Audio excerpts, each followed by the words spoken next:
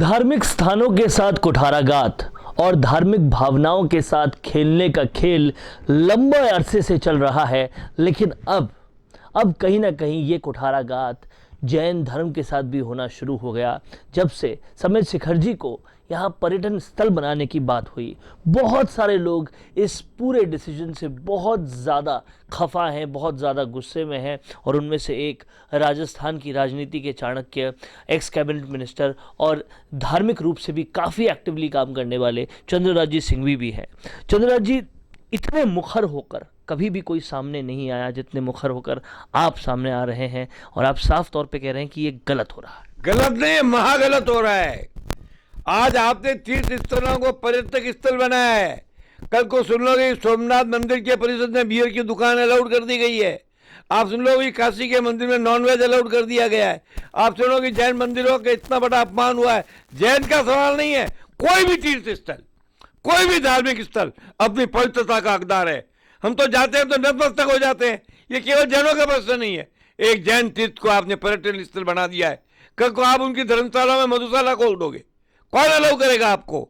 शर्म की बात है। हम सोमनाथ के मंदिर की पवित्रता के समान, काशी के मंदिर की पवित्रता के समान, बनारस के मंदिरों की पवित्रता के समान, अयोध्या की मंदिर के परिषदों के समान, हम तो हाजी पीर के दर्रे के बराबर, हाजी पीर दिल्ली में हाजी पीर के मंदिर के बराबर, बाइबल के बराबर, क्रिश्चियंस के धार्मिक स्थलों के बराबर, सब तीर्थों को, सब स्थलों को एक मानते हैं।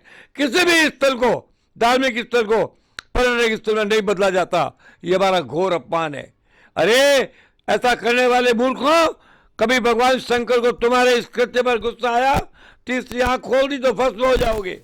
मैं कहना चाहता हूं, पूरे देश का जैन जमात, श्वेतांबर, दिगंबर नहीं, पूरे देश का सारा धार्मिक समाज, सनातन समाज सहित, शैव समाज सहित, वैष्णव समाज सहित, हिंदू समाज सहित, जैनों के सभी तीर्थंकरों के भक्त, नवकार मंत्र पढ़ने वाले लोगों की सामूहिक रूप से क्रोधाग्नि में भस्म हो जाओगे।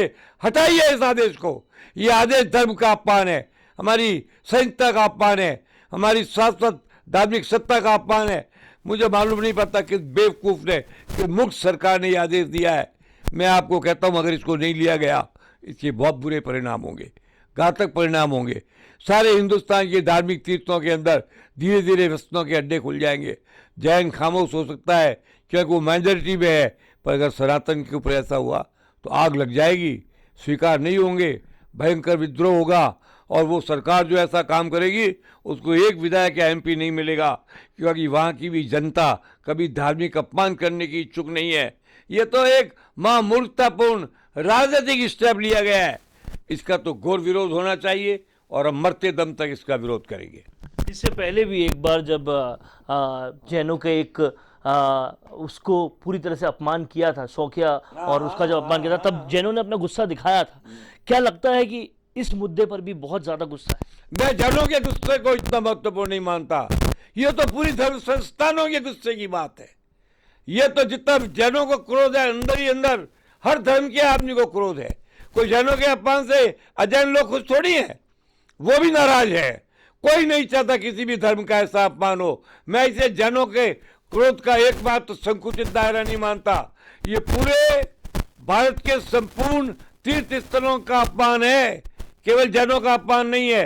कोई वैष्णव इसके पक्ष में नहीं है, कोई क्रिश्चियन इसके पक्ष में नहीं है, कोई बौद्ध इसके पक्ष में नहीं है, कोई हिंदू इसके पक्ष में नहीं है।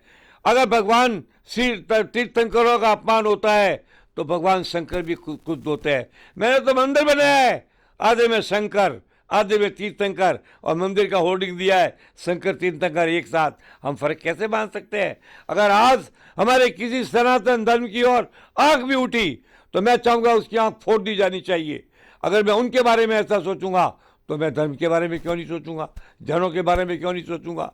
आखिर जैन बहुत बड़ा समाज है, बहुत बड़ा संप्रदाय, समृद्धशाली समाज है, जनता के काम आता है, दुख में, दर्द में, आक्रमण में, कोरोना में, बॉर्डर पर सिपाहियों के लिए जैन मरने मारने को तैयार रहता है। जैन बहुत करता है, उस जैन का तो सम्मान होना चाहिए।